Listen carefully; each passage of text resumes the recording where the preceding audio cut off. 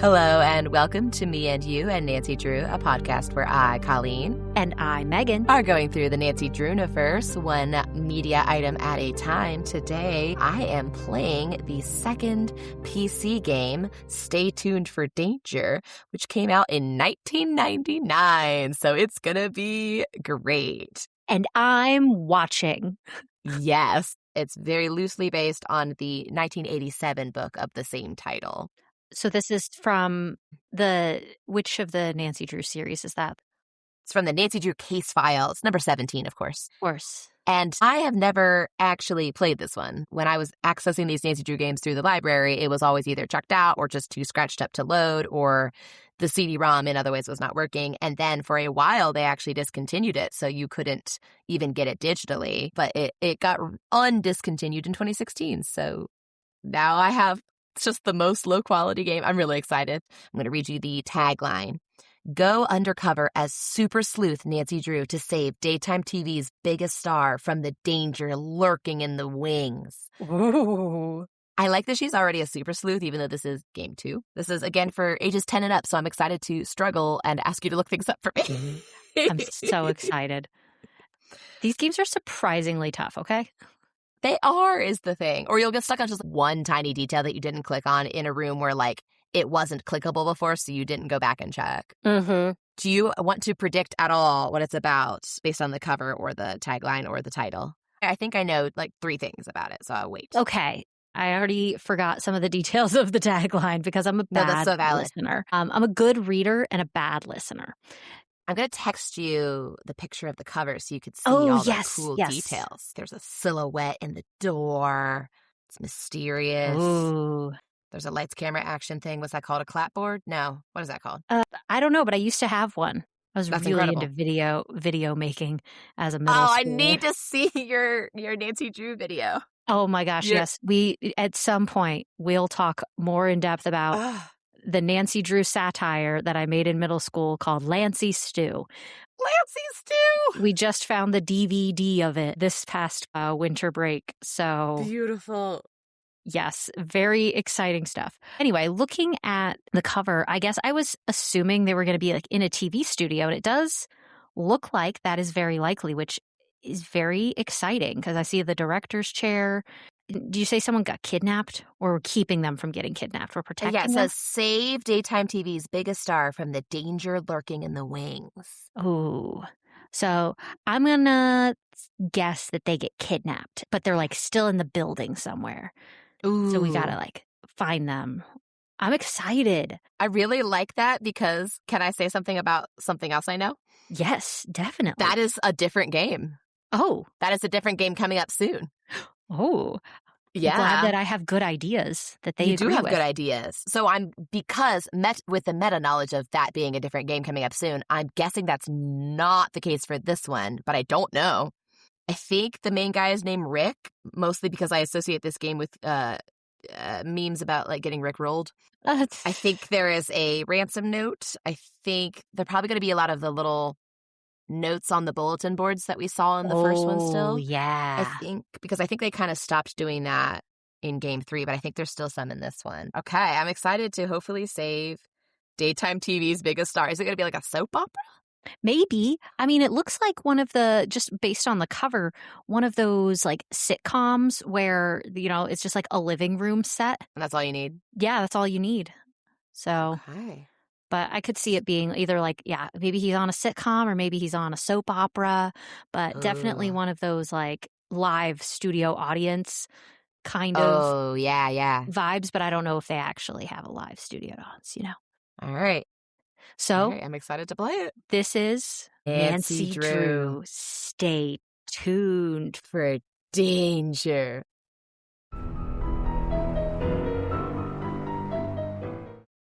Okay. Megan has reminded me that we do have to stop and record because last time she was the one that was playing. Okay, so it looks like I was right. It's Rick. Rick is the daytime soap opera star, and he's been getting a lot of threats. and there's a bunch of magazines around this apartment. I'm staying with the other soap opera star, the girl one, Maddie, Maddie. Mattie. I don't know Yes. why I'm staying with her. And I think I accidentally slept through a whole day, but I'm not sure on that because if you go up the stairs, there's a little poem and it's like, do you want, I don't remember what the poem was, but it was like, do you want it to be nighttime? And you could do different nighttime sleuthing or daytime, but it was like, you have the power in your hands to turn day to night. And it was like 2 rhyming couplets or something. It was crazy. But I may have slept through a whole day because I got a message written next to the phone that says, while you were out, Ned called, and I wasn't out. I've been at the We apartment for just 5 minutes. wandered through the apartment I the whole wandered through time. the apartment and then maybe slept for 24 hours, possibly. It's unclear.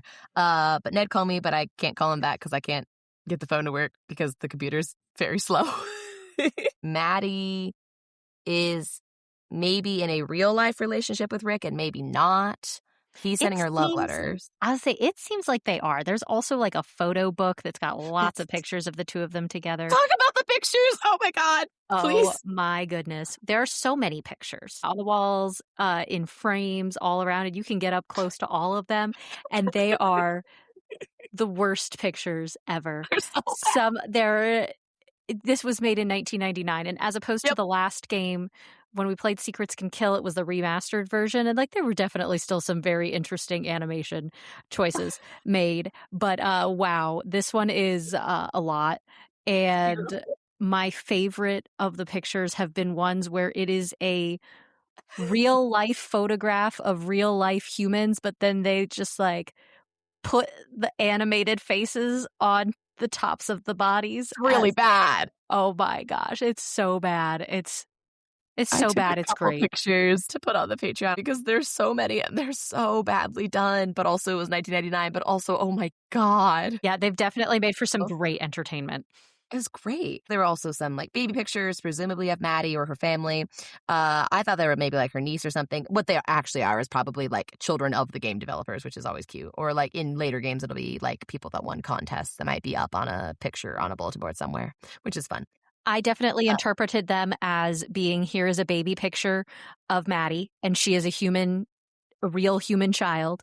Then here is a picture of a child, a real human child, and that's also Maddie.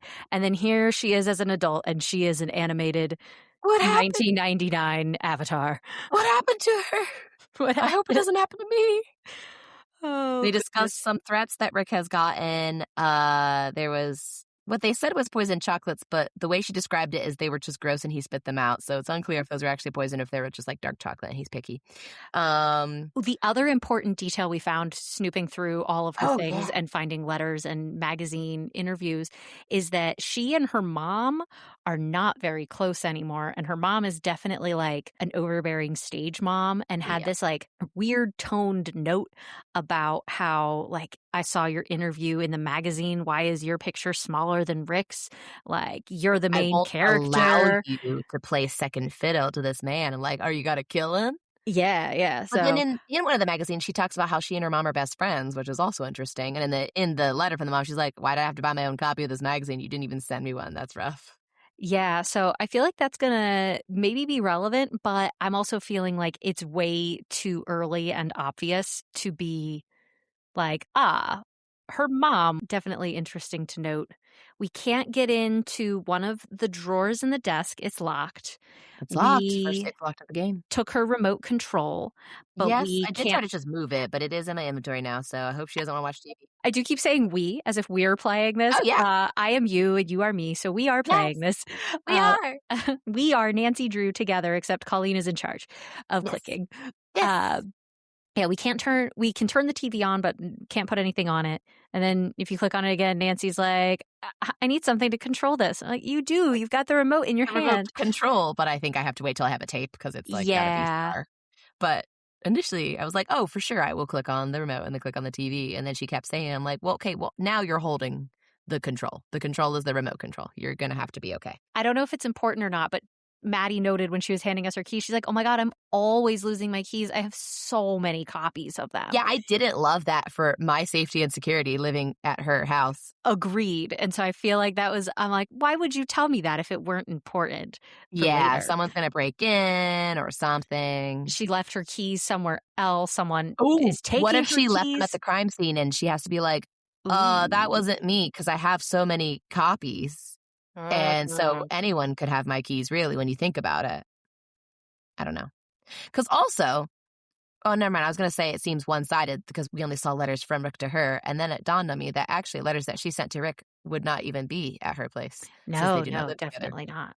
And also she has, like, the scrapbook, so Maybe that she keeps a takes my carbon whatever. copy of all her letters. Ooh. But yeah, the way I go between places is I look at a map. I click on the door, and then I look at a map, and then I click on the address I wanna go to, and then a taxi with a very strong, I think New York accent goes, "Where you wanna go? I'll take you there. I know how to get there." He doesn't sound like that, but it's close. It's a That's very interesting crazy. travel. So now I'm gonna go to the studio. It's maybe been a full day or 5 minutes. Hard to know. All right, yeah.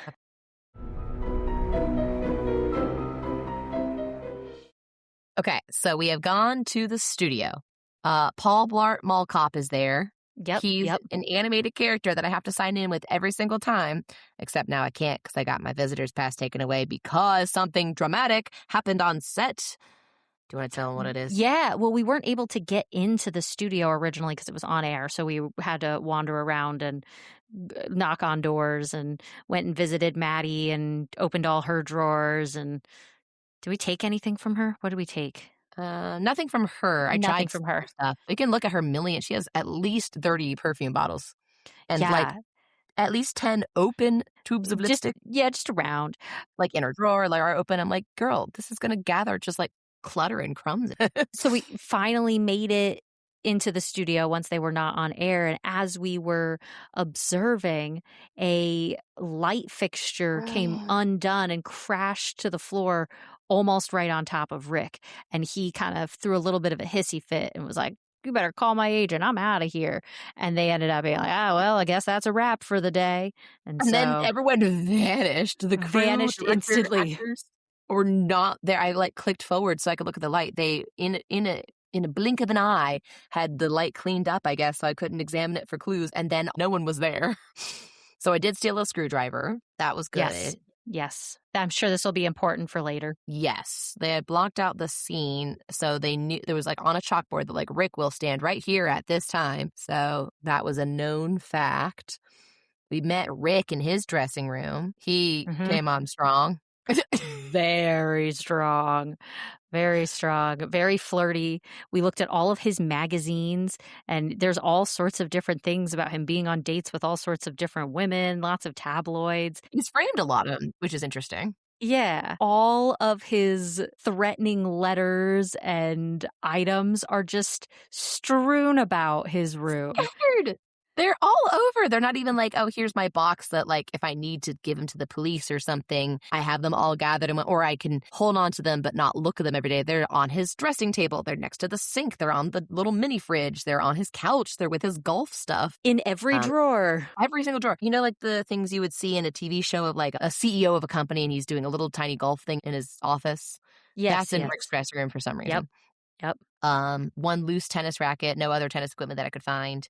I couldn't steal anything from him, even though his keys were just on the table and also some cash, but I could not take those, which is sad.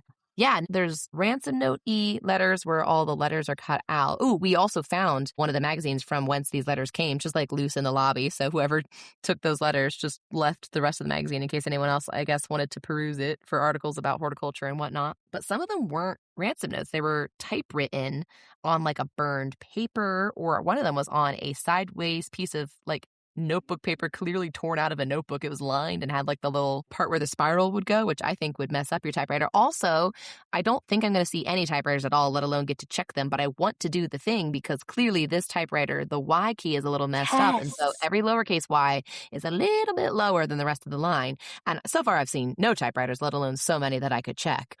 But there However, are so many rooms that we weren't able to get in. And we do have one clue that Colleen and I decided was suspicious, which is in the lobby, there were magazines with the letters cut out of them for the ransom note. And so that kind of implies that someone at the studio, in addition to like the light falling in the studio, which makes it feel like it's someone who has access to the studio.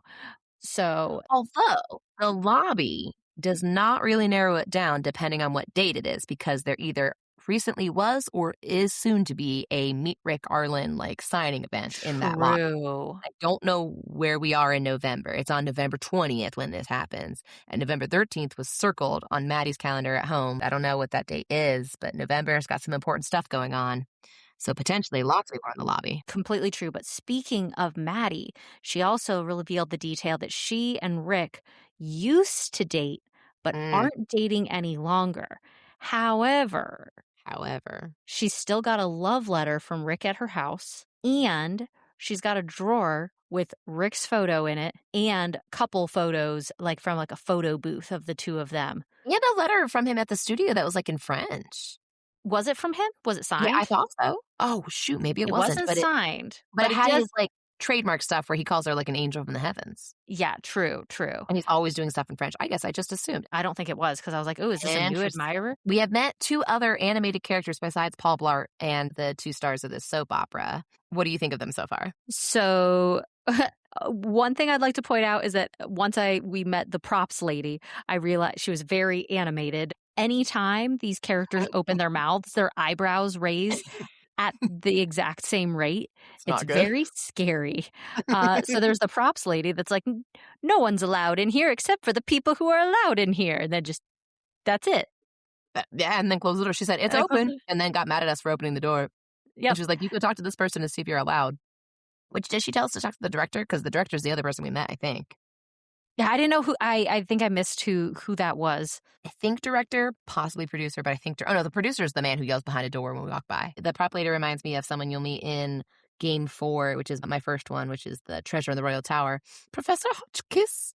Professor Hotchkiss has very fascinating facial expressions and turns of phrases and way of speaking, and I hope it's the same actress. Similar age of the character model. Also, the props lady might be the lady in the framed portrait in the lobby who's the founder of the studio, ? Mildred. There were a lot of photos to look at, so I kind of stopped paying attention to what they all meant because there were just too many to look at, and I kept accidentally clicking on things I didn't want to click on because the games have never been perfect at navigation. But this is the worst one of them, obviously, because it's the oldest. Because yes, there's game 1 original, but that's not sold anymore because they remastered it. So this is the oldest game, and it's hard to navigate. It's not good. No, but it's also such a bizarre mix of animated and real life pictures on the walls and magazines. So many. And I get it's a studio and maybe a talent agency and whatever. So these are they're models that are in the show, but then it's just someone's senior portrait from real life or wedding or photo. maybe Tom Selleck. Or maybe Tom Selleck. It's hard to say. So I hope we get to meet more of the prop lady. I don't think Paul Blart will be a suspect unless he is, because it feels weird to make that a character and I know that's kind of metagaming, but a character that we can talk to, as opposed to for the taxi cab, we hear someone talking, but we don't see the cab driver or the animation of the drive because it's not relevant to our journey. We just need to get from point A to point B. But for this, maybe he's in love with Maddie? Maybe. I don't know. My card got revoked. Yeah, so I don't know what we're going to do. I'm a little worried about that. It's not good. How am I supposed to snoop? Also, there was a clock on set, and Nancy was like, I gotta set the clock. I'm like, you do not. That is not yours. It's missing a hand, which I think is the real issue. And also, it's a crime scene. Don't touch it. Whatever. But yeah, Rick Arlen, very flirty. And then we shot him down. He's like, where have you been all my life? And Nancy went, River Heights. He goes, touche. And he for sure doesn't know where River Heights is, but he gave us the double finger guns, which was nice. He's like, oh, so you know Maddie. And Maddie told me how much you are attracted to me. You could either ask him about hey, heard you just were in a traumatic incident, or you could say, well, Maddie exaggerates, you know her. There was no way in which you could flirt back, which is very funny. I'm like, nah, kind of want to go back and talk to Maddie at her place and call all my contacts. Yeah, we got to call Ned. He called us while we were out. I actually have something to tell him because he left a message and I was going to have Jack to tell him because all I did was possibly sleep for 24 hours and look at everyone's photographs and then laugh at everyone's photographs. All right, back into it. All right.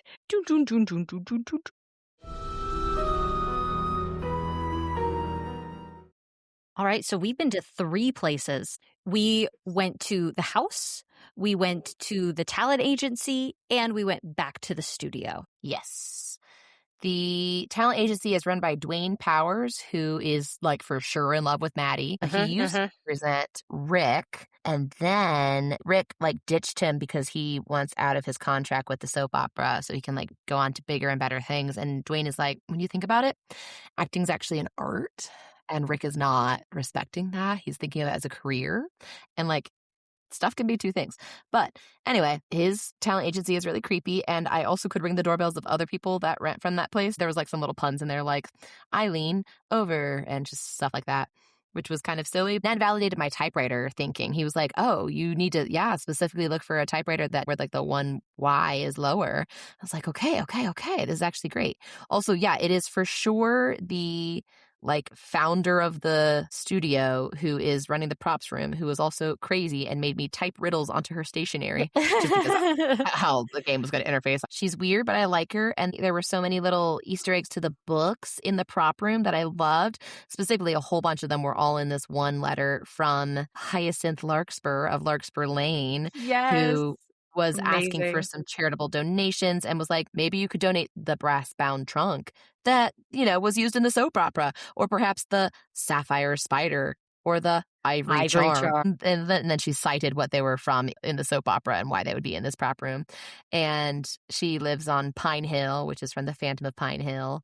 So not a whole lot has happened, but I do now have access to the prop room because I solved her literal riddles 3. Still don't know why she is the prop room lady. Can't find Rick. Oh, yeah, Dwayne Powers got me a job. What are we doing?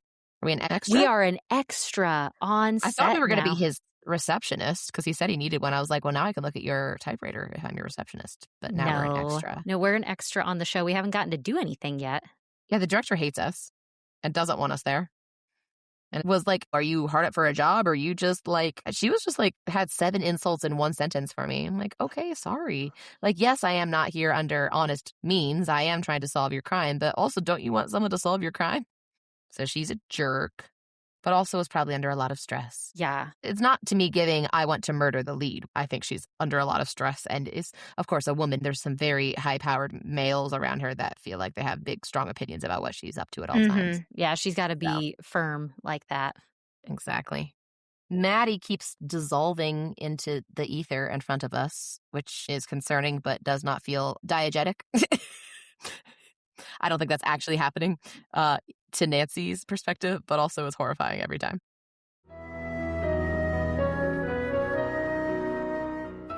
All right.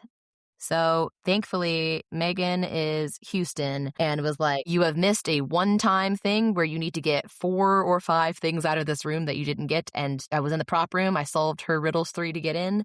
And I left before I intended to because I was trying to read a thing on the door. And then it put me in the hallway. And then I left because it's a badly designed game for navigation, and also I'm bad at it. Both are true. And once you leave, she comes back and you don't get to look at the props anymore. You can't snoop. Yeah, she just says, oh, what do you need? And you go, never mind. And then you are forcibly removed from the prop room. So too bad for you. So thankfully, I had done my first ever save of the game pretty much right before that. So thank goodness Megan was like, listen. So we went back and we found an oil can that I stole and something else that I stole. Oh, I solved a puzzle to get a hand of a clock that's on set and I stole that. Also found a bunch of little puzzles that weren't plot relevant but were great. There were certain letters on the sheet music that was like an air of mystery or something. Mystery loves company or something like that. It was a little pun. Yes. And I noticed the sheet music on the set. There was some on a piano and the notes in blue spelled like cage a bad egg, ace. There were at least 3 different ones because there was that. There was the one that was like A equals 1, B equals 2. That was just kind of a note in the prop sign in, sign out logbook.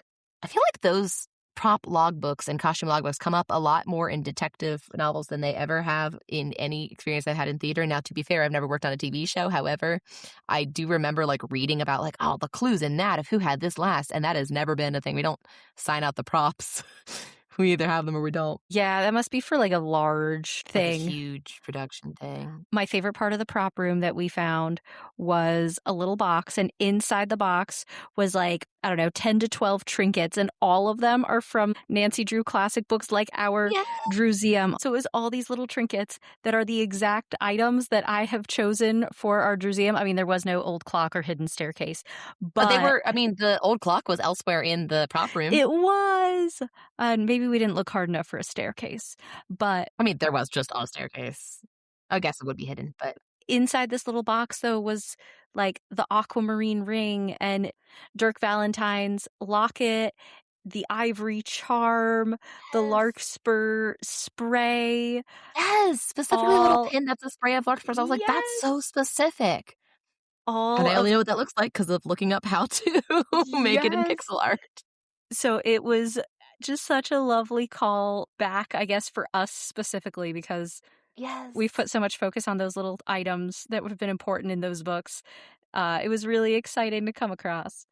I love those little things. The riddles that are just for us that aren't necessarily diegetic. They could be. The ones in game one weren't. Or if they were, it would be weird that this guy was leaving all these notes, or that someone was making the menu say like, "Watch out, Nancy Drew," or whatever. Like, some of those didn't make any sense. These ones I think so far have made sense. I mean, they're still a little weird. We haven't met anyone new. I think we're out of new people to meet, which I think makes sense. But We found the hand at the clock. I had to set it to 11:05, which I have a watch, and it wasn't 11:05. It was 3.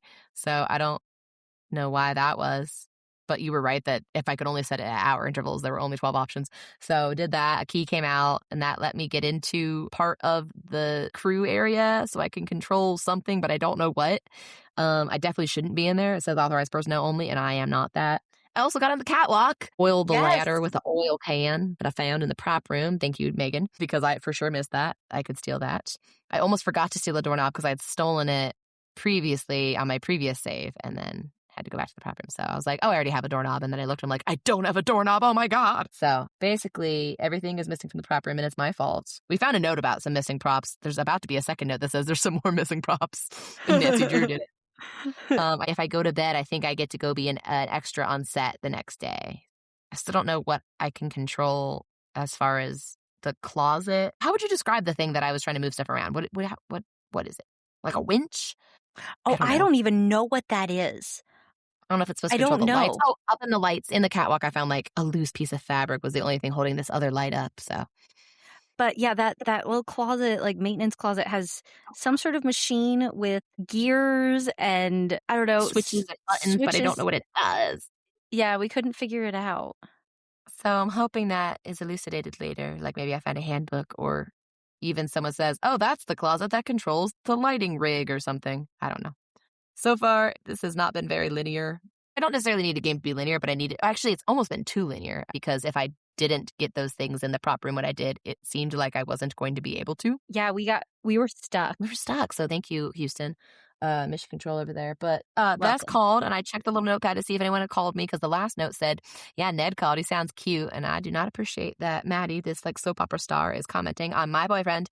But I talked to Ned. And then Bess is sending me the voicemail, which is so sad. So I want to know what she wants to talk about. But maybe I'll never know. I also have Rick's cell phone number that we found in a Post-it or like in a scrap paper in Maddie's room. And I tried to call it and it was like, this is not a number. So hopefully that gets unlocked later. We'll see. Okay. Back at it? Yep, let's go back into Maddie's house and hopefully we get to be on set today. Wahoo!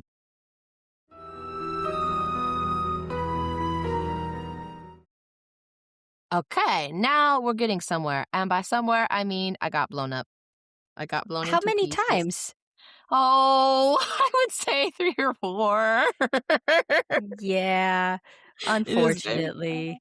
Yeah, it was very stressful, actually. And I even had a hint that there might be a bomb coming because Megan was helping me look out for a package that for sure is not in the eye line of the character unless you like zoom in on a chair that you've never had an instance to click on before. And so I had to like find a chair, open a package from Hannah. She sent me a tape. It was like 30 seconds long. It didn't feel worth the stamps, but you know, that was nice. Thanks, Hannah. I imagine there were also snacks in there, but that wasn't part of it. But that seems in character. But this is all to say that was I was like, oh my God, is it explosive in the package? And she goes, not yet. You were less suspicious than that. You're like, not yet or something. But I'm like, I wonder if there will be a bomb later. And there was in Rick's dressing room, there was a tape recorder, like a cassette, an audio cassette this time rather than a video cassette like Hannah sent me. And it was like the most like garbled, muffled voice in the world, such that I played it a couple times. I have no Also, idea. keep playing it because I had to start the event over because I kept dying. And I still only got part of it, but it was like, somewhere in this room, there's an explosive. You didn't listen to my last warning, and so now you're going to pay, something like that. But I still couldn't hear all of it. And so I was ready to search the entire dressing room. It was in the tape recorder. Yep. Which makes sense. Of like, if I have to put one thing down in this room, it might as well be the warning and the bomb. But thankfully, Megan had steered me back to steal wire cutters from the prop room because I needed those. The props mistress does know that I stole them. She goes, "Oh, thank goodness you had my prop or my wire cutters. Otherwise, that would have been pretty bad." I'm like, okay, great. Thank Because you. weren't they just like on the ground? They weren't like a prop. No, they don't know. were Anyway. behind her. Yeah, they were like behind a page in her book. Oh, yeah. That's right. So maybe they were more in her eyesight of her daily tasks. But yeah, I don't know who sent that. I'm hoping that if I can find some audio equipment, I can unscramble the tape, which I think looks like a mass-produced tape, like an audiobook tape. I think that's just like the image that they took to make the graphic for it. But it looks like one where you wouldn't be able to record over it, like the little plastic bits would have been snapped off so you can't record over like Jim Dale or whoever. And we finally got to talk to Bess and Who had George on left the us a phone. message and said to call her, and then we couldn't get a hold of her. We But called she her has like so 8 much. times. Literally. I felt so bad because you have to dial it by hand, and also it's a game from 99 and my computer is struggling. So I'm like, did I push the 5? I don't know, because it also won't always make the beep sound for pushing a button on an analog phone. And so Megan has to be like, I saw that button. I pushed Get it. pressed. I saw the depression. Exactly. And many people say that when they look at me. Oh. No, it's mostly anxiety.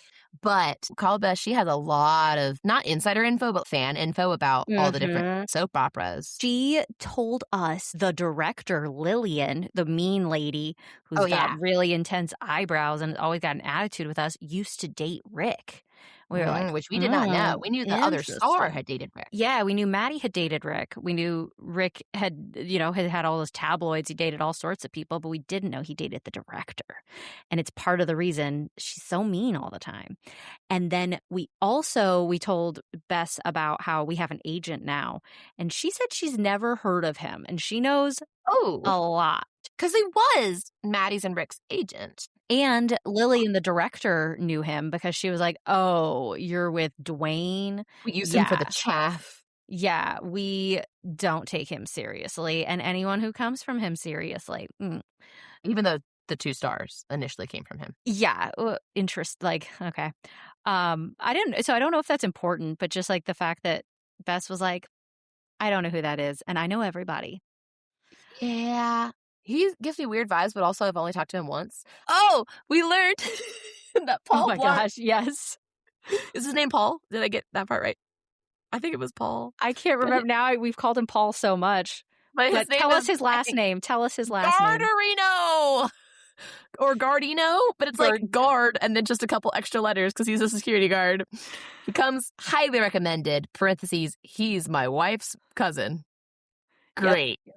Fantastic. That was a phone call with yelling man behind door, who I don't think we will see in person. He called us because we, defused a bomb and then got taken in for questioning, which we did not see. Rick seemed to be taking this as an opportunity to study to maybe get on a detective soap opera of some kind or a detective show. And we did get to talk to him for quite a bit. We asked everyone kind of invasive questions about their relationships with each other. We did, but I'm glad we had the opportunity. But one of them was like, in Maddie's dressing room, which shares a wall with Rick's dressing room, I could loudly ask her, isn't Rick kind of a loser or something like that? I'm like, he can for sure. And she got kind of defensive about that. She did. Oh, also, I was right because he mentioned Detective Beach was the show. Detective Beach was the detective in the last game we played, or the fake detective that was at the diner. Uncle Detective? Yeah, Uncle Detective. It's spelled like a tree, beach tree, not beach like they're at the beach. Detective Beach sounds really familiar for these first 2 games specifically. That's so funny. That is very funny. But also, Rick is very flirty with us, Nancy Drew. But also when we were talking about him and Maddie with him, he said part of the reason they dated was he couldn't tell the difference between real life and their characters, and he wanted to like give it a shot. And he wonders that if he wasn't in that role anymore, what is it, Roger? And how it starts with a It R, also though. starts with an R. Rudy? No. No. Shoot. It's who the props mistress thinks he is. Yeah. The props mistress cannot tell the difference between, or refuses to tell the difference between the two. Yes, exactly, which is very funny. But whatever his fictional character name is, he wonders if he left that she could like find herself, is like the implication. Rory, he plays Rory. Rory, yes. There's a lot of hurt feelings all around. And it's all very like the just the vibe in high school and according to Megan's giggles, possibly college theater. Everyone kind of dates everyone because you're just around each other all day, every day. And I imagine if you are in a all day acting gig, where I mean, if it's on weekdays every day, you've got to be there kind of constantly. I don't know. It's very interesting. Oh yeah, at some point when Rick was hitting on us, I walked in after blowing up several times, and then on the final saving by not letting the bomb explode. And he's like, oh, in some cultures, if someone saves your life, you have to serve them for the rest of your life. You owe them. So what can I do for you, you pretty young thing, or something like that? And like one of the options Nancy could say was, I'm not that young, which is very funny because like canonically she's between 18 and 20. But okay. So everyone's suspicious. Everyone has a complicated past with everyone else, except for the yelling man behind door, who apparently just got hired on like 5 or 6 months ago. So he doesn't really have a past with anybody, and came was there into to boost this ratings. mess. Yeah, I'm like, that seems like a great job. No wonder he yells behind doors. I want to interview Mr. Gardarino, but all I can do is either say, here's my pass, and he will let me in. I can't just go in at all. Just I don't say that. looking. Or I could say just looking, which is a crazy thing to say to the security desk guy. Why would I be just looking? That's much more suspicious. And I thought that if I said just looking, then maybe I could talk to him. But the answer is no. He will sit there with his poorly rendered coffee cup and donut that I thought was like a square camera or something. I thought he had a phone. It was just like that doesn't make any sense. Like, It's yeah, a cell 1999. phone. Yeah. It was like a brick cell phone. But we are going to take a pause for a day or two and come back for part 2. Yes, indeed. Hopefully I will not explode anymore. But it was very stressful. Also, the way I had to cut the wires, it was so specific. Like there was just such a small area of each wire that I could click on to cut it.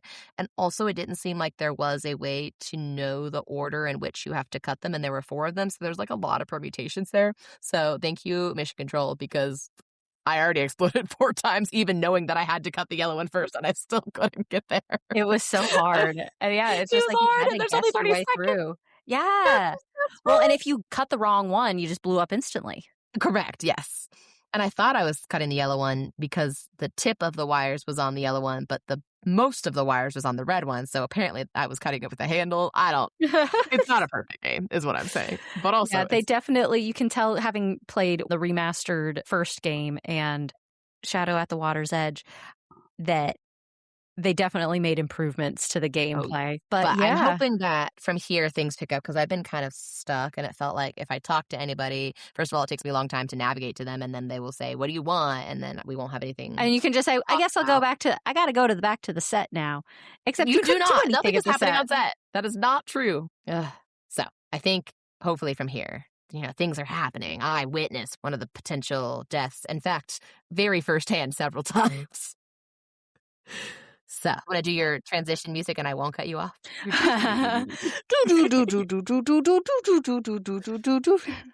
It's beautiful. I feel like you're spinning around in a circle. Thank you. I am.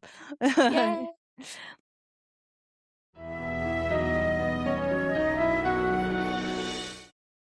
Oh, goodness gracious. We are at day 2 of playing this game. It's been a couple days in between. And it turns out if you go to places at night, you can snoop more, which I knew in my heart, but didn't think I could do in this game, because previously when I had gone to the studio, I had tried to use the front door and it either said it was closed and I couldn't go in, or the guard chased me away or something.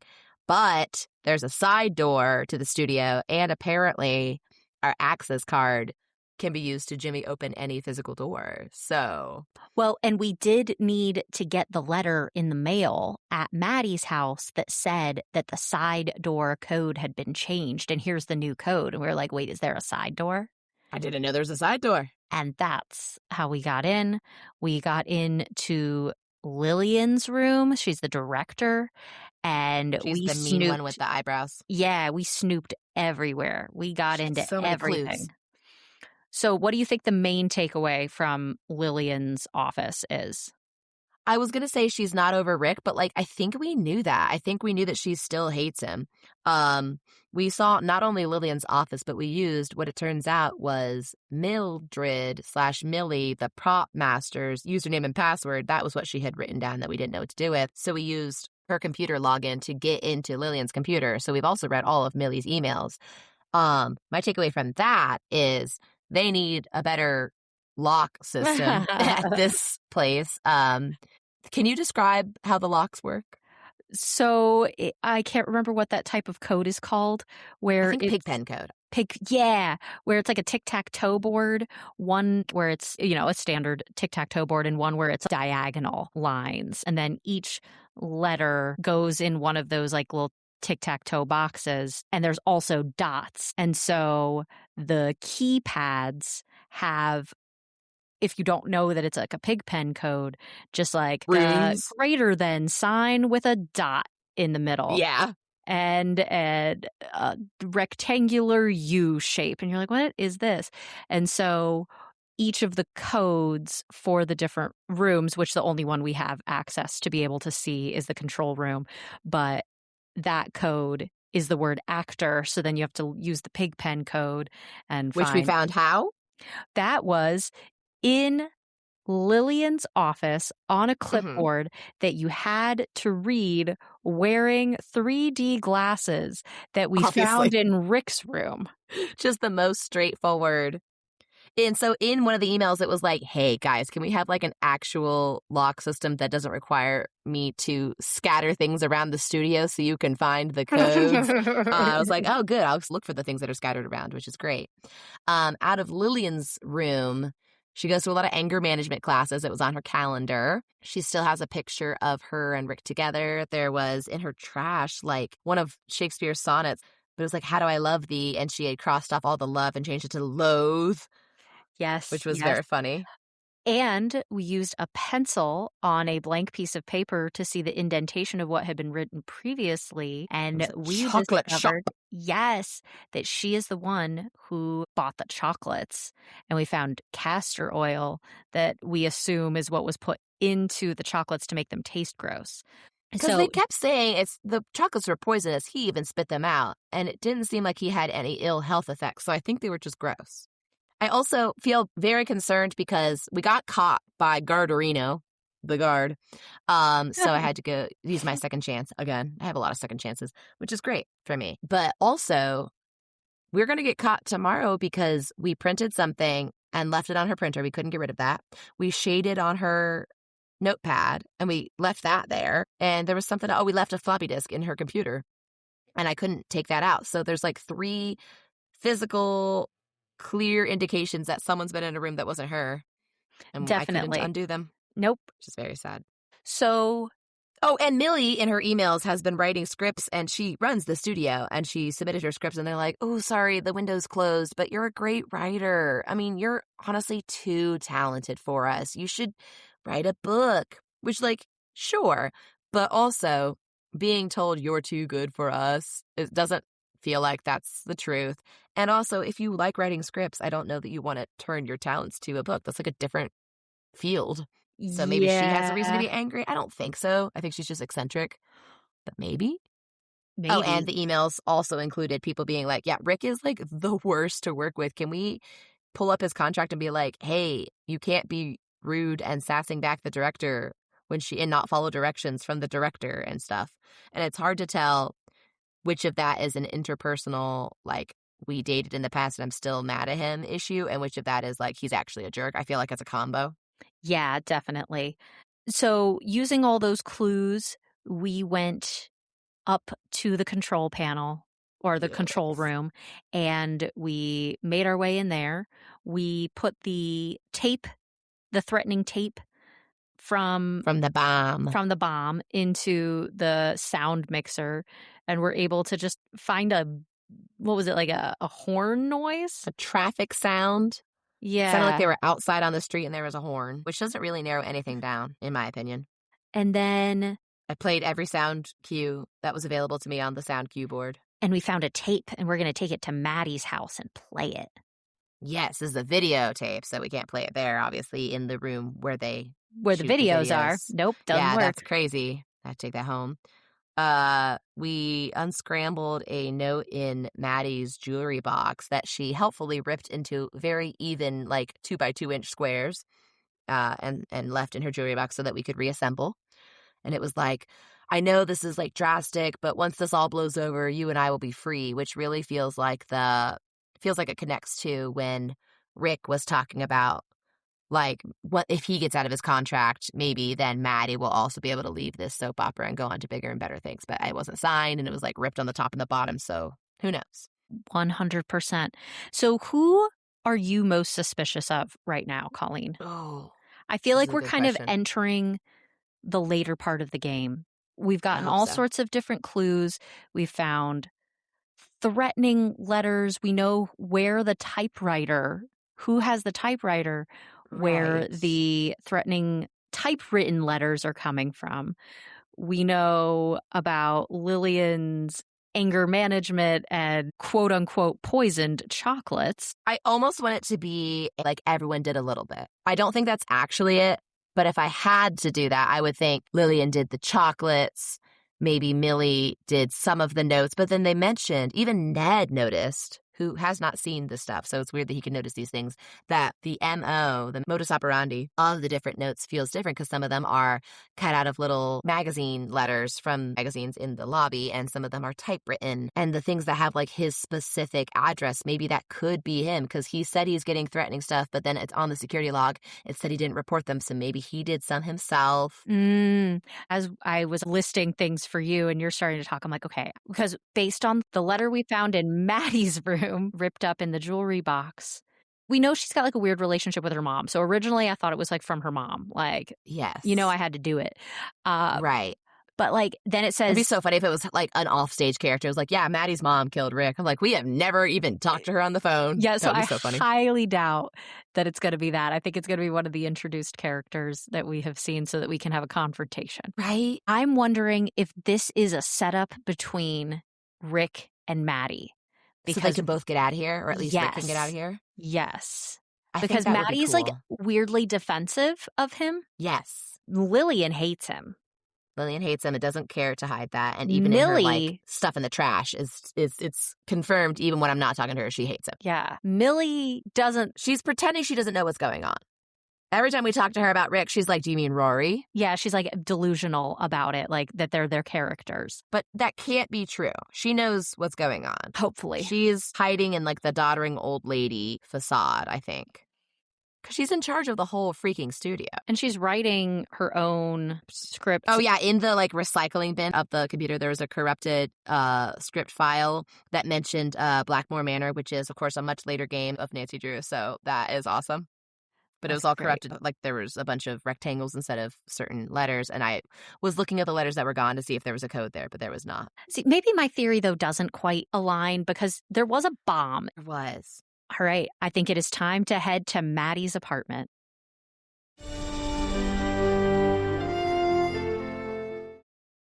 Okay. We snooped some more. Well, first, we went to Maddie's apartment and we watched the video that we found in the control room and looked at the security footage.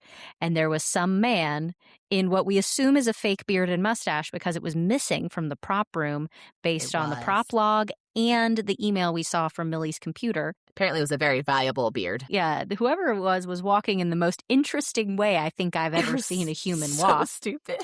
And I'm not sure if that was just like, hello, it's the 90s and we don't know how to animate walking, or if it was, I'm trying not to be suspicious, or I'm trying to hide who I am by this really interesting walk.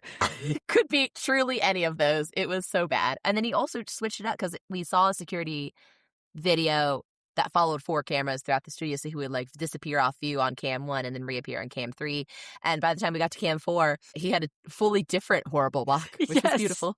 Really fast. There was a poem written on the wall of the control room. As you know, stage crew people are wont to just write poems about the instructions. But it was like, what is hidden in darkness will be revealed if you have the power to find the light. It's like, okay, calm down, Gandalf. But like, I used a key I've used on other stuff before to open an electrical box and switch on some light. And then I looked at the studio and it looked the same. But when we went to a cabinet, like a closet full of some kind of winch or something that I didn't know what to do with or what it did before, a light was suddenly on, and we could see instructions on the back wall that were like trapdoor operation instructions. And so there was a part of the floor on the set where I was like, why can I click on the floor? There is nothing here. Am I supposed to pick something up or look under the rug? And the answer is, after I operate the trapdoor, there's a hydraulic lift. It's a trap door. Yep. And what happened when I got down there? We went down into the basement. We were like, ooh. It was also said that the hydraulic lift was copyright Her Interactive, which can't be true because that's the company that makes the video games. Her Interactive is all over this internal world of this game, which is so funny to me. I love it. It's so cool. Lots of little Easter eggs, and I'm sure a lot of the pictures are people involved in Her Interactive. It's but so fun. We walked down the creepy hallway. I was kind of expecting something to jump out at us or, another explosion or something. But we just found a second hydraulic lift that brought us into the back room of the props closet. I'm glad you were prepped for something bad to happen because I was like, wow, secret passageway. Nothing can go wrong. I can't wait. So if something had exploded, it would have really got me. Would have been hilarious. The guard scared me so much when I got caught snooping. Yes. I mean, honestly, because you just turn around and he's there. Yeah. We were in the back of the props closet in the locked area we couldn't get to. And we found a coat. There's a hydraulic lift into the locked area of the props room. Why? There's no reason for that. But I guess so you can go through the trap door, go get your prop, and then come run You should back. just have that in the tunnel if you need it. What? Yeah, I don't know. It's very odd. There seemed to be no reason for it. I understand the need for a sudden disappearance, although I don't because it's like a soap opera. But maybe that set is used for fantasy films. Yeah, for other things. I don't know. But the coat in the Lost and Found, which is behind a locked gate in the prop room, obviously it's where the Lost and Found should be, had a name. And it was Owen Spader. I was going to say, I already forgot. I know it was Owen Spader. Which and I Colleen immediately clocked as. It anagrams to Dwayne Powers. I have read far too much Series of Unfortunate Events, so also just played Nancy Drew games. So I'm like, that looks like an anagram. I bet it's this. And then I checked all the letters. I'm like, it is. It was so indeed. That's exciting. And then we went to Dwayne Powers' office, and I was like, wow, I know we're sneaking at night, but it really feels like it's daytime now. I guess they just didn't create a you're here at night image for this game. No, we snooped at night so much that it became daytime, so we had to sleep the whole day and then go there at night and then again. Go back. Oops. And so then we just rang every person that we could, all the random doorbells until someone's like, oh, finally, my pizza's here. Let us in. And we did I've been waiting 45 minutes, pizza. and I do feel bad because he will not get one. Yep, not from us. Not from us. So we got into Dwayne Powers' office with the same not Omnipower. What am I trying to say? This card works on everything. Omnitool? On my Omnitool TM. Probably owned by Her Interactive. This little card to swipe into the studio surely should not work to jimmy open every single door. And yet, jimmied open this door. And this is like one of those locked room things where you have to find the code on a paper in the wallet, and that will get you to the briefcase. But inside the briefcase, there are keys, and the keys get you to the file cabinet. I feel like I've played this little phone app where it's just one level and you have to escape the locked room, but it's just find Dwayne's files. And he has files on his clients, including Maddie and Rick, Rick, it turns out, changed his name from something that seemed maybe like Polish or something to a more American-sounding name, probably to get hired more. Rick Arlen. Mm-hmm. Maddie seemed normal.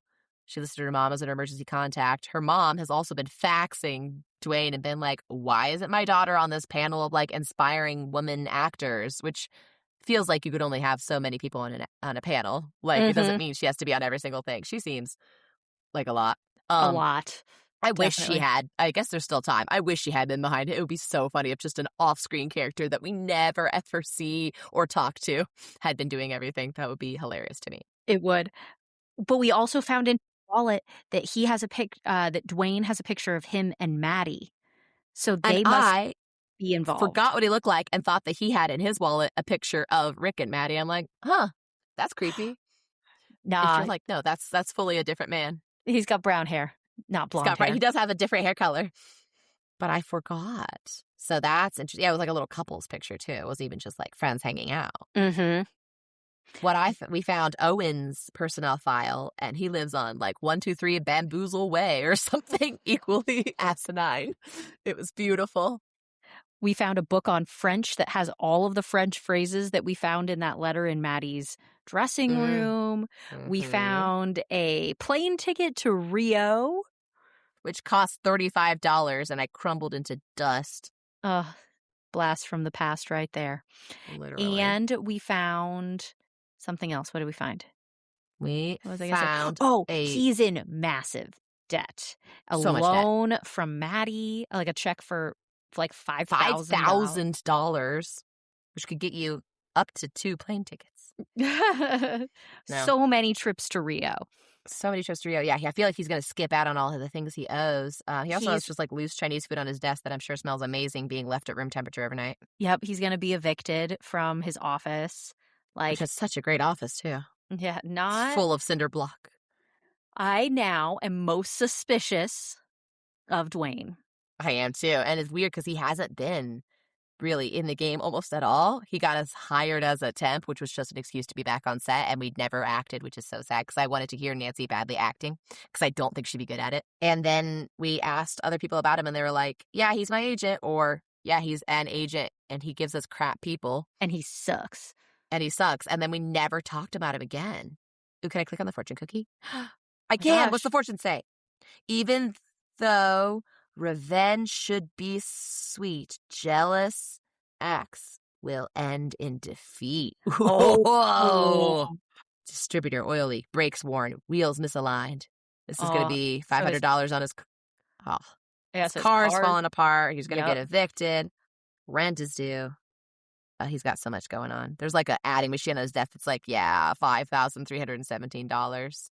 Oh, you know what it actually is? If you flip it upside down, it says he lies. Look at that. So good at that. Thank you. I don't know. I just love all the puzzly things because it's 5317.34. He lies upside down. That's so good. Oh, I love all the little hidden things. And I know it doesn't make sense for him to have put that message there.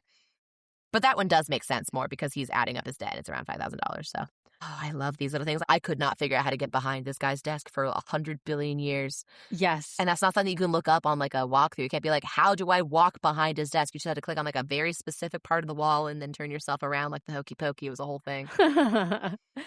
All right. Okay. We're going to just live record the rest of this. We're pretty sure we're in Endgame by now.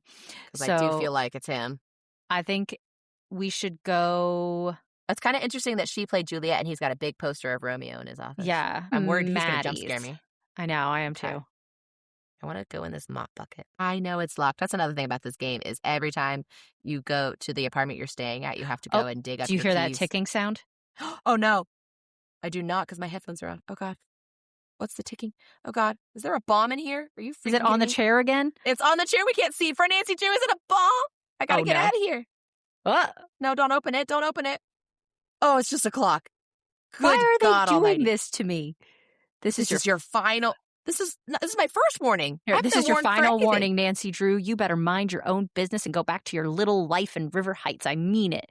Leave town now. Or next time you won't be so lucky. ... Honestly, the clock in a box was so good. I thought we were going to have to defuse another bomb. I was like, I thought so too. And after there being a bomb, that's a good scare. I did not hear the ticking. I'm going to keep one ear in my headphones and one out from now on. Oh my God. I was just like, oh, something's wrong. On black paper? What's happening here? Is it Yeah. burnt? This is real. That was really good.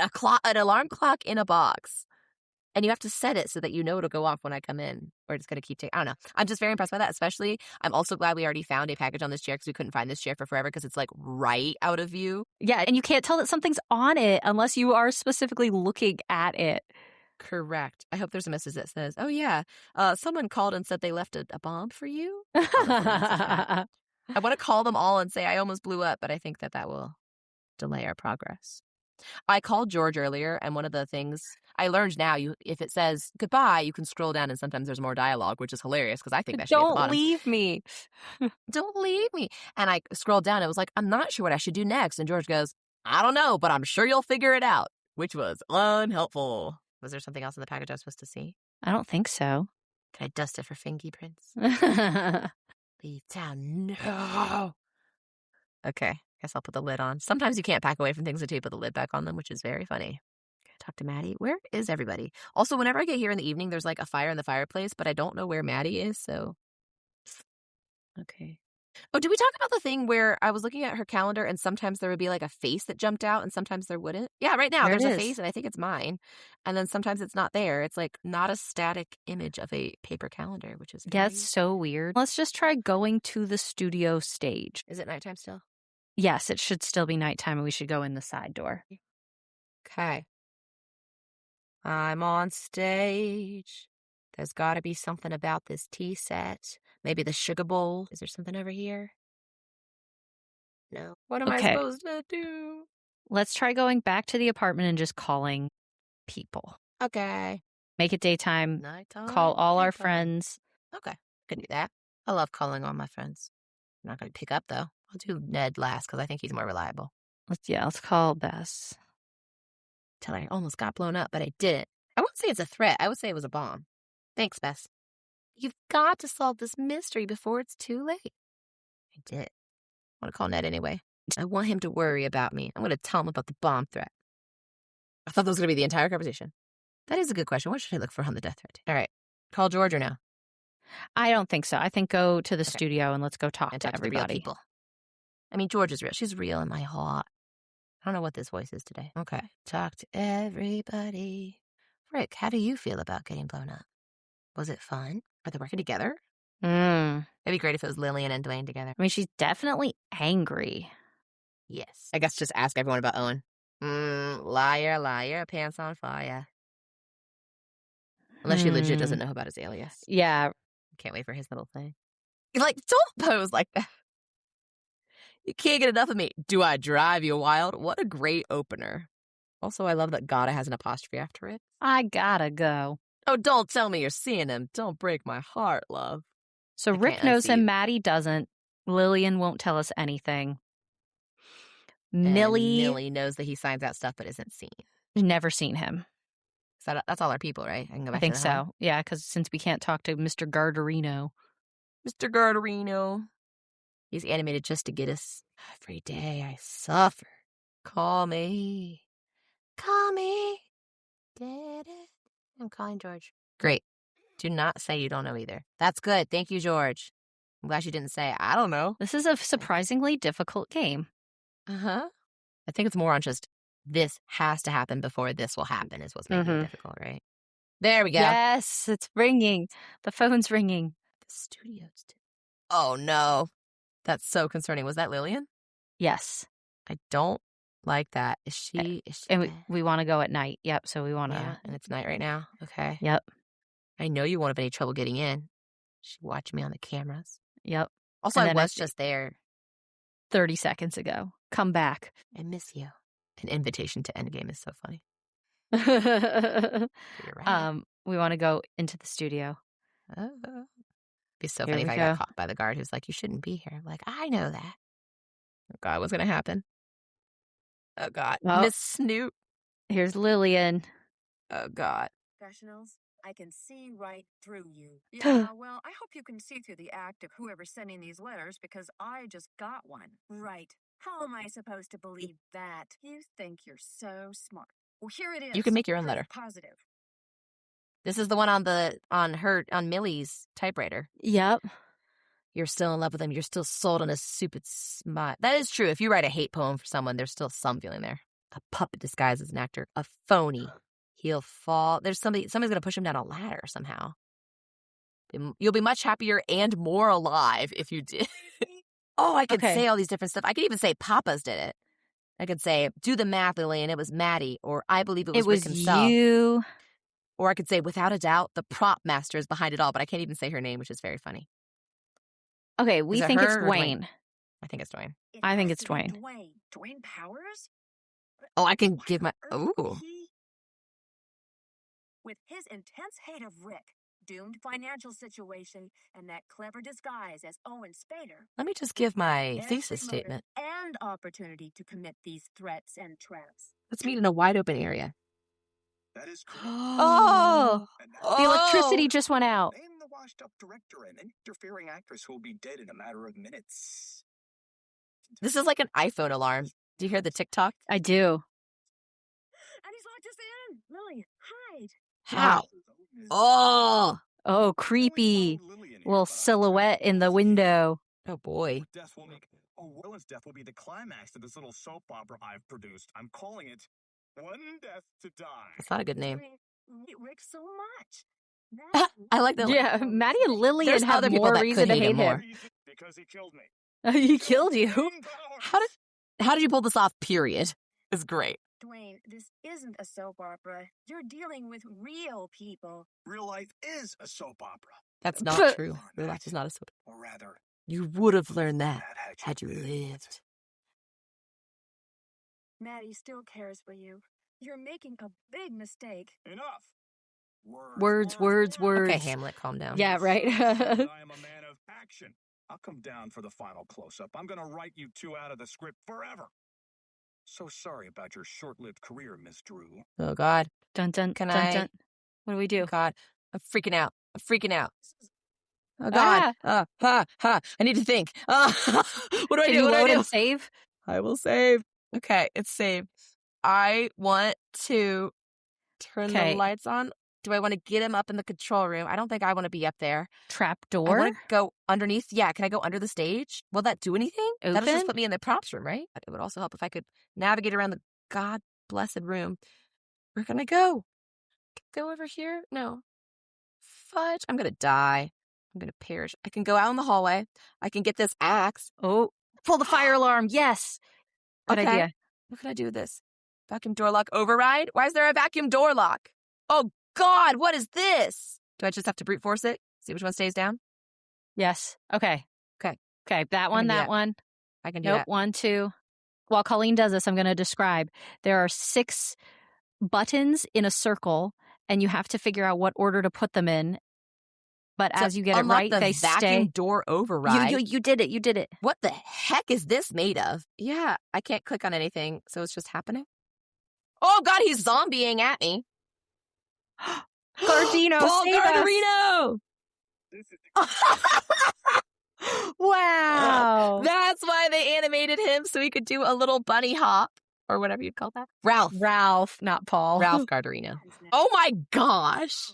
Yeah, we really did need that phone call. Oh, there's Ralph eating a donut that looks burnt as heck. Or a bagel? Lillian stretches to weird angles. She's directing a film. Oh, Maddie and Rick were together. I called it. Oh, it's just the characters. But maybe it'll rub off on them, isn't it? Oh, my God. Hey, you produced this. I It's produced Meghan. It's this. spelled wrong, though. Yeah. Wow. Oh, my God. Tim Burke, I feel like. Oh, my God. That We was so did stressful, and I couldn't get on anything. Thank you so much. You mostly did this. Exit the freaking game. Okay. Why is there a vacuum door lock? I'm glad that I was able to be this role for you like you were for me when we did the first one. Holy crap. Wow. I really liked that game, except for the parts where I couldn't click on stuff because I wasn't clicking on the exact right pixel, and then I really hated that game. Yeah. I think that's where I'm at on this. But that was so cool. I had never played that game, and I thought I was never going to. So thank you for your assistance. 'Cause I think I would've been too frustrated. 100%. It was a really, it was a good story, and I really didn't know who... I didn't know who liked who. Or Yeah. how that was going. And I also didn't know who the villain was until... And honestly, then when Lillian was there, I started to doubt that maybe we had gotten it wrong.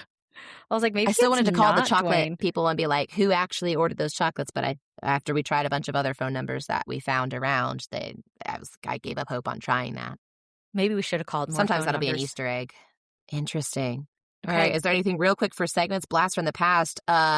Everything. $35, everything. The floppy disks, the audio cassettes, the video cassettes. The game itself, just very 90s. Very 90s. The way everyone moved and talked and walked and... Yeah, I walked like that in the 90s. Or do you mean the animation, perhaps? I meant the animation, but yes. The end game, the very last bit where Ralph Gardarino, who I've been calling Paul Gardarino because I got it mixed up with Paul Blart Mall Cop for obvious reasons, he had the stupidest walk ever. It made me laugh. I don't know if he was supposed to be sneaking up on him or what, but they just couldn't handle running in walking. slow motion fast. Which is probably good that they put Dwayne in silhouette for the last part, because that made it creepier and less like, let me look at his eyebrows. Yeah, his eyebrows don't move. That's why we should not have trusted him. When he talks, his eyebrows don't move with his mouth like every other character. I just don't know that it's true that everyone else should have been doing that. But I want to know more about Mildred's life. Why didn't we get anything about her in the follow-up? Yes. Oh, yeah, true. Did she write a script? Interesting and cool. Did she? I hope she wrote a book, or I don't know. I hope she did something that made her happy, because it felt weird that she was kind of like relegated to crazy prop lady when she's also like in charge of the studio and also very clearly named after Mildred Wirt Benson. Yeah, no, I agree. Picture perfect. What was your favorite picture? Gosh. The end animation. Oh, wait, of the pictures on the wall? Oh, whichever way you want to interpret it. My favorite moving picture would be the end animation of the guard tackling him, because that was just so ridiculous. My favorite picture, it's the one where Maddie is in a blue shirt and Rick is in a black shirt, and their heads are just too big for their bodies that are clearly real people. There's some where it's slightly better. This was the worst one. It's very bad. My favorite is the one where it is clearly two real people outside with the animated faces pasted over top. Yes. That's I took my a photograph favorite. of that one too. They're just so lovely. Wound watch. I died. I got blown up really bad. Like several 3 times in a times. row. Like so many times. When you were like, oh, we should go talk to Rick if his room's okay. I forgot that his room did not blow up in the current save, because if it blows up, then you can't continue the game. Yeah, I also forgot that. I'm like, oh yeah, well, his room is probably in shambles from the blowing up. And I'm like, from blowing up 3 or 4 those times. were Yeah. other alternative timelines. Oh, Nancy. Yeah, we otherwise, I feel like, made it out pretty safely. Yeah. The other second chance was just getting caught snooping, and that was fine. I really liked getting mailed an alarm clock. That was very sneaky and tricksy. Ooh, ship of the week. Oh, God. There was a lot of love octagoning here. Who do you ship? Millie and the lady that wanted to work with her to raise money for orphans or whatever. Ooh. I feel like they're maybe not college friends, but maybe they knew each other in a past life. And that's why she's reaching out. She's like, yes, I want to auction off props from your show, but really, I just want to get back in touch with you. Aw, I love that. Right? What about you? I ship Rick and being single. He clearly has some stuff he's got to like work out. And I don't think he can work on any of those things while he's dating everybody. I agree. And I don't think he was like dating multiple people at the same time and stringing anybody along or anything. But I do think that he just starts every interaction with flirting. And then how do you go on from there to an actual... Yeah, I think he seems insecure to me. And I think he needs to like find out who he is outside of being desirable. I agree. Cooking corner, there was like no food. There was the poisonous / castor oil chocolates, and that's it. And a donut that Paul / Ralph Gardarino is eating the whole time. That's true. Working on one single donut. It's this The whole emotional game. support donut. Oh, and the fortune cookie. You know what? There was a fortune cookie with True. a cool fortune inside. So there actually was more food than I was remembering. But there was nothing that Nancy could eat, which is what matters to me. Yeah, I liked drinking all the sodas in the last game. That was great. No real fashion. I mean, I guess 90s-ish outfits, but not really. None of their actual outfits stood out to me. It's just the ones in the photos. Agreed. Crash course. Thankfully, she had a taxi to get around, or several different taxi drivers, one of which had a blast from the past, didn't hold up, like stereotypical quote-unquote Mexican accent. It reminded me of like Speedy Gonzalez, the racist caricature Looney Tunes mouse. Yep. Sick burn. Nancy's responses to Rick's flirting Yes! attempts. Yes, That's those the are closest beautiful. that I could think of. True's clues. She didn't seem to tell Bess, George, or even Ned that she was not in Florida on her first mystery anymore and had kind of gone straight to New York for her second mystery. They all seemed surprised by this. Yes. Not very surprised, but like, oh, we thought you were in Florida on a mystery. You're now in New York on a mystery. And Ned's like, oh, I guess you'll never come home now that you're a temp. And she's like, no, I will for sure. That one was really cute, actually. There was an interaction with Ned and Nancy. He was like, well, I'll be an old man by the time you get home from this mystery/shop. And she's like, I'll still love you even when you're all wrinkly and stuff. It was very cute. Adorable. They were very, like, I know in the books, they're not as obvious about them being, like, together. Uh-huh. They're, like, flirty, but, and Yes. like, I know he's her steady, but they never do anything as explicit as be like, I love you, which they do in the game. I miss you. I hope you come back soon. Yeah. Yeah. Any miscellaneous mysteries? Yes. Who was Maddie dating? I don't know. Like, and why was Maybe she Dwayne? maybe Dwayne, but why was she if she wasn't dating him, why was she lending him so much money? It's a good point. Was this like a manipulative, like, I'm your agent, you'll never see? I already have the new ingenue. Like, we saw a file of a new actress that maybe he was focusing on, and maybe she felt threatened. Maybe. in her And then career. how does she not know who Owen Spader is? I think she was lying, right? I think so. I do want to know how much she knew about Owen Spader and Dwayne Powers and his whole situation. But also, the way Dwayne was, I would not be surprised if they had a picture together from set or something, and he keeps it in his wallet. And it's like, yes, we're so dating. We're so together.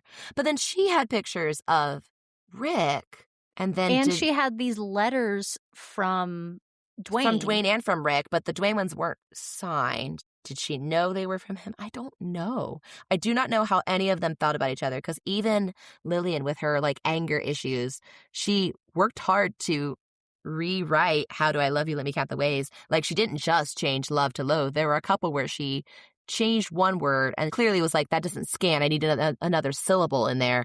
And she inserted another word. Yeah, so that it'd still be iambic pentameter in her hate poem, which is a lot more thinking about someone than just I don't even remember about you half the time.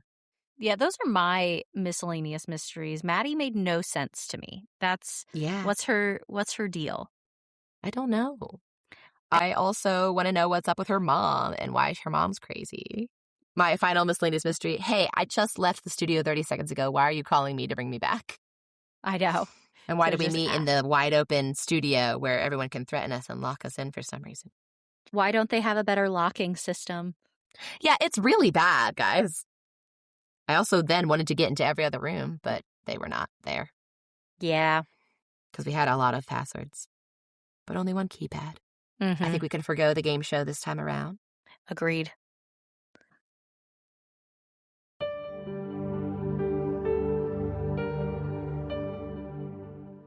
Thank you so much for joining us for this episode of Me and You and Nancy Drew and learning about floppy disks with us.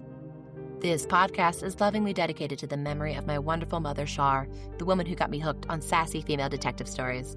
I also want to thank my brother Ben, also known as Digital Women, for creating many of our sound and music cues for this podcast. Thanks, Ben. You can check out our website, MeAndYouAndNancyDrew.com, for show transcripts, our episode calendar if you'd like to read along with us, or play along with us, or watch along with us, and links to our Patreon, where we will post any images that we describe during the podcast. Those are visible to anyone without a paywall, but if you'd like to become a patron, we have some very fun perks, including outtakes and discussions that got cut for time, stickers, cross-stitch patterns to create your own Drewseum at home, and more. Thank you, Megan, for editing this podcast and creating additional sound cues. Thank you, Colleen, for also editing this podcast, for transcribing the episodes, and for designing our website and Patreon perks. Thank you to our partners for the support, love, and microphones.